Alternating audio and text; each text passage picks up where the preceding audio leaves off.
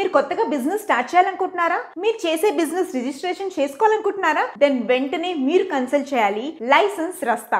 మన ఎండి నాగేంద్ర గారు మనకి ఏ రకమైన బిజినెస్ రిలేటెడ్ రిజిస్ట్రేషన్స్ అని వీళ్ళు చేస్తారు. ఫర్ ఎగ్జాంపుల్ మనకి ఫుడ్ లైసెన్స్ అయినా, లేకపోతే లేబర్ లైసెన్స్ అయినా, ట్రేడ్ లైసెన్స్ అయినా, ఏ బిజినెస్ కైనా కావాల్సిన లైసెన్స్ వీళ్ళు మనకి అందజేస్తారు. అలాగే వీళ్ళకి ఆల్ ఓవర్ 4 మేజర్ సిటీస్ లో వీళ్ళకి బ్రాంచెస్ ఉన్నాయి. హైదరాబాద్, వైజాగ్, బెంగళూరు, ఇంకా Chennai. So all over India నుంచి మీరు వాళ్ళని కన్సల్ట్ చేస్తే మీకు ఎక్కడున్న వాళ్ళు ఆన్లైన్ లో మీకు కావాల్సిన సర్టిఫికేషన్, మీ బిజినెస్ కి కావాల్సిన labour licence, trade licence, all kinds of licence మన నాగేంద్ర గారు మనకు అందజేస్తారు. మీకు ఏమైనా రిక్వైర్మెంట్ ఉంటే కింద స్క్రోల్ అవుతున్న నంబర్స్ ని కన్సల్ట్ చేయండి. అలాగే వాళ్ళ YouTube channels Mahodaya TV, Indian franchise hub, అలాగే పాన్ ఇండియా బిజినెస్ టీవీ, అలా వీళ్ళ చాలా ఛానల్స్ ఉన్నాయన్నమాట. నేను డిస్క్రిప్షన్ లో పెడతాను. Please do contact them for more updates and get your business get certified by license Rasta. All the best.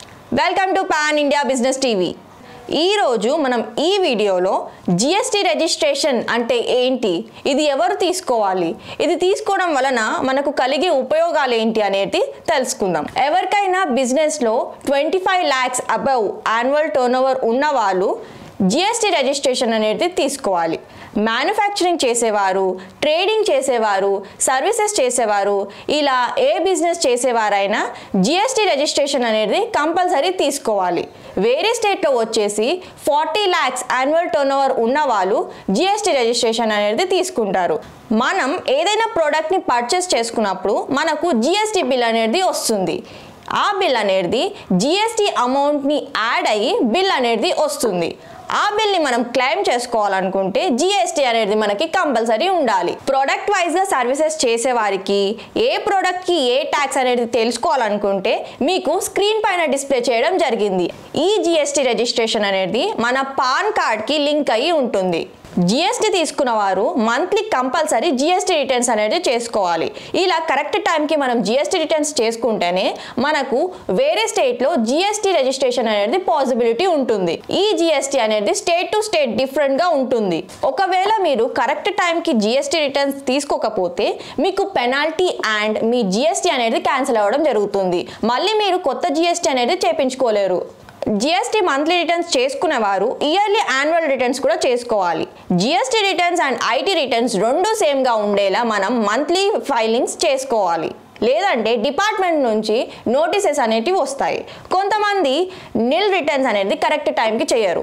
వారికి డిపార్ట్మెంట్ నుంచి నోటీసెస్ అనేవి రావడం జరుగుతుంది. జిఎస్టీ రిజిస్ట్రేషన్ తీసుకున్న వారు బిజినెస్ ప్లస్ అడ్రస్ని కూడా చేంజ్ చేసుకోవచ్చు. ఒక ప్రోడక్ట్ని మనం పర్చేస్ చేసుకున్నప్పుడు ఆ ప్రోడక్ట్ యొక్క వే బిల్స్తో మనకు స్టేట్ టు స్టేట్ ఆ ప్రోడక్ట్ని ట్రాన్స్పోర్ట్ చేయడం జరుగుతుంది. మన దగ్గర జిఎస్టీ రిజిస్ట్రేషన్ ఉంటేనే ఆ ప్రోడక్ట్ యొక్క డెలివరీ అనేది జరుగుతుంది. ఒకవేళ మన దగ్గర వే బిల్స్ అనేది లేకుండా మనం ఒక ప్రోడక్ట్ని ట్రాన్స్పోర్ట్ చేయాలనుకుంటే మన వెహికల్ అండ్ ఆ ప్రోడక్ట్ కూడా సీజ్ అవుతుంది. సో ప్రొఫెషనల్గా బిజినెస్ చేసుకునేవారు జిఎస్టీ రిజిస్ట్రేషన్ అనేది కంపల్సరీ తీసుకోవాలి. మేము all over India GST registrations అనేది చేస్తాము. మా బ్రాంచెస్ వచ్చేసి తెలంగాణలో హైదరాబాద్, ఆంధ్రప్రదేశ్లో వైజాగ్, కర్ణాటకలో బెంగళూరు అండ్ తమిళనాడులో చెన్నై. నేను ఎక్స్ప్లెయిన్ చేసిన జిఎస్టీ రిజిస్ట్రేషన్ మీద మీకేమైనా రిక్వైర్మెంట్ ఉంటే కిందున్న నెంబర్స్కి కాల్ చేయండి. మా ఎగ్జిక్యూటివ్స్ ద్వారా పూర్తి వివరాలు తెలుసుకోండి. మా వీడియోని చాలా మంది చూస్తున్నారు, కాకపోతే లైక్, షేర్, సబ్స్క్రైబ్ ఎవ్వరూ చేసుకోవడం లేదు. So please do like, share and subscribe to our channel. Thank you.